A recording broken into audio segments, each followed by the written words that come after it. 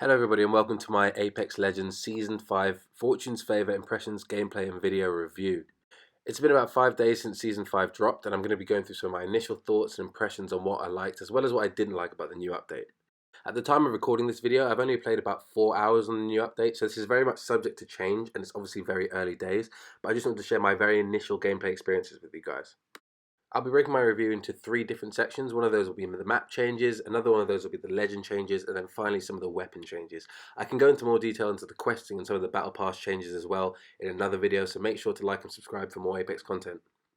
Just a quick roundup of some of the changes. We got a new legend in Loba, aka Queen Thickness, aka the new Loot Goblin, and the #1 Revenant hater, and for good reason as well. There was also a pretty big Mirage buff, including new abilities across his tactical, passive, and ultimate.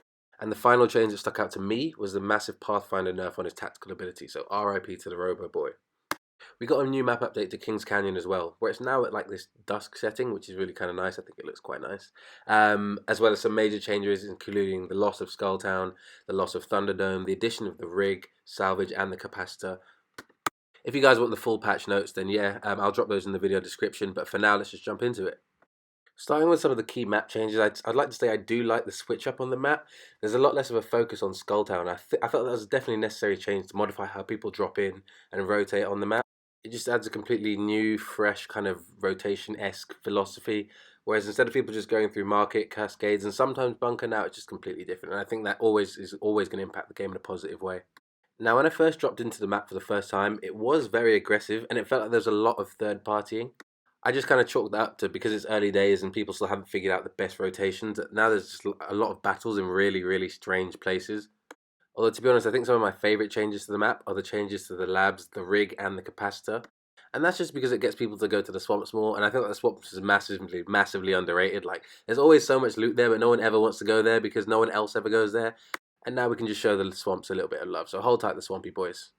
Some of the other new POIs are pretty good as well. I'd say that salvage is extremely, extremely dangerous. And it's not dangerous for the reason you'd expect.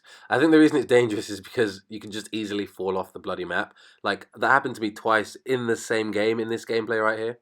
So yeah, I think it's just pretty fun because you're basically your own worst enemy in this place. And if loads of people start fighting there, there's a chance at least one of you falls off the map like I do right here. Some of the changes to the labs is pretty good as well. There's like not a massive amount that's happened there, just a couple of underground tunnels and stuff they've added.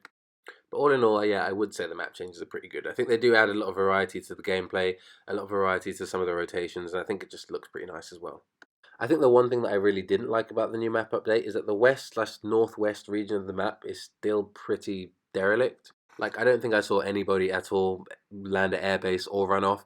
And I know maybe that's just because the new map changes on the other side of the map, and maybe that'll be the case where everyone kind of changes back there after, the hype has died down. But to me, places like Runoff weren't getting any love in the first place, so I don't see why that'd be changing now, to be perfectly honest with you guys. So yeah, I think the map's a little bit lopsided at the moment, but we'll see how that plays out over the next couple of weeks. So next we're going to be moving on to some of the new legends and some of the new character changes as well. I'm going to start with Loba. I really, really, really like Loba, and not just for the obvious reasons. I think I like her because I really like characters who can reposition really quickly, because you can really make some really nice plays with characters who can reposition really, really quickly, and that's why I think people used to gravitate towards Wraith and Pathfinder as well. Her passive lets you see loot through walls and is really, really good for letting you confuse Phoenix kits with purple body shields. I think her tactical is really, really powerful as well. It's really good for letting you be really offensive or being really defensive as well. I think I just gravitate to tacticals that have multi-purposes. Like, you can be really aggressive with it, you can be really defensive with it.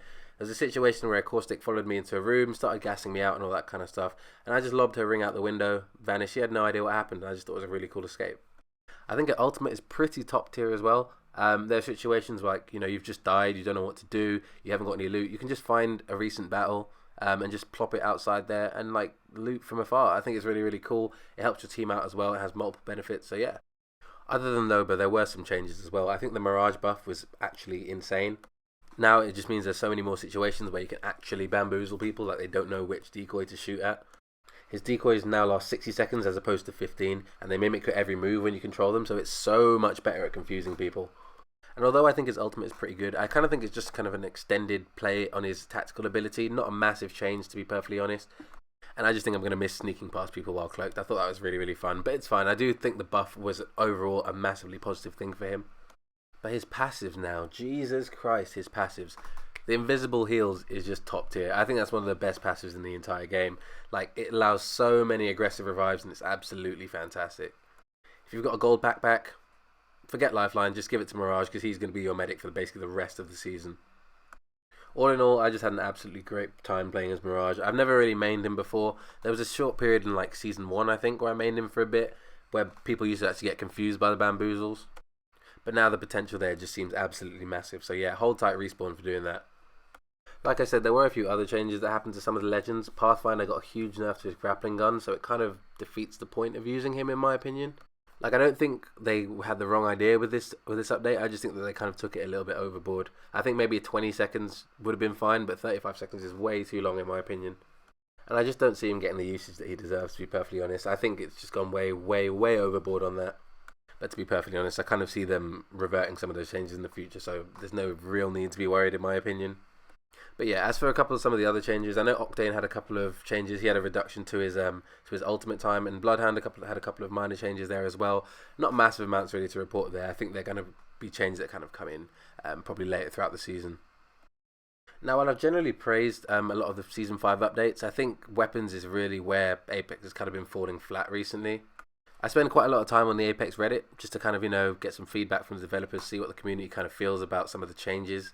And whilst I agree with the devs not wanting to saturate the weapon pool too much and just kind of focus on what works at the moment, I do kind of disagree with the way they've approached things this season.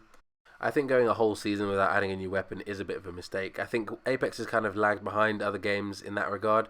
I think a lack of updates has been a problem since really launch with this game.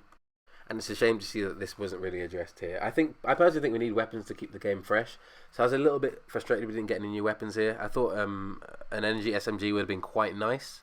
But hey, it hasn't happened. I think we can just grit our teeth with that one and kind of move on. Hopefully they'll have something coming midway through the season rather than the beginning of Season 6. Because I think that would be a really, really long time to be waiting for a new weapon. I do actually like the changes to the Mastiff though, as a positive on that. I think it absolutely shreds and is way better than the Peacekeeper. So that is a nice change. I just used to find the Peacekeeper extremely inconsistent. I used to be that guy who gets a point blank precision choke headshot and gets like 12 damage. There's actually a clip tacked onto the end of this video where I actually get a win, and I have the golden Peacekeeper that they've got in the care package, and it's just absolutely ridiculous how bad it is. Or maybe how bad I am. To be honest, I'm quite happy it's not in the ground loot pool anymore. The fact that it's in crates kind of makes me a little bit happy because it means I don't have to deal with it anywhere near as much. But yeah, from an overall perspective, I do like the Season 5 changes at a first glance. I think the map and the legend changes were great. I do think the lack of weapons is letting the game down a little bit, but who knows what we'll see added mid-season or throughout the rest of Season 5, so we'll kind of keep an eye out for that one. If you've made it this far, then thanks so much for watching my initial impressions on Season 5, and if you like the content, please like and subscribe. I'd love to make more of this kind of content for you guys, and I've got a couple of ideas planned. So leave a comment and let me know what you think about my thoughts, or whether you disagree with them, agree with them, or just leave your thoughts there as well. As promised, at the end of this video, I've got like a little 1-minute clip just showing my first Season 5 win. Thanks again for watching. Big love. Let's see.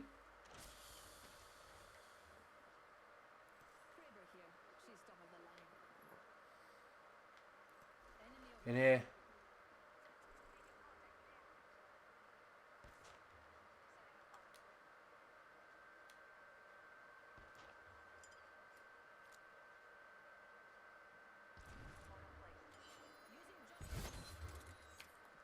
Bollocks, that didn't work. Oh crap. Got bamboozled.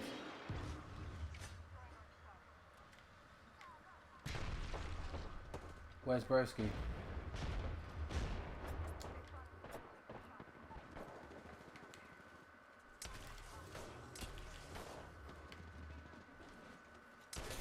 Come on.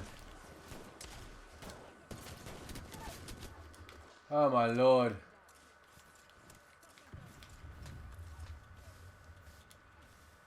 What the hell?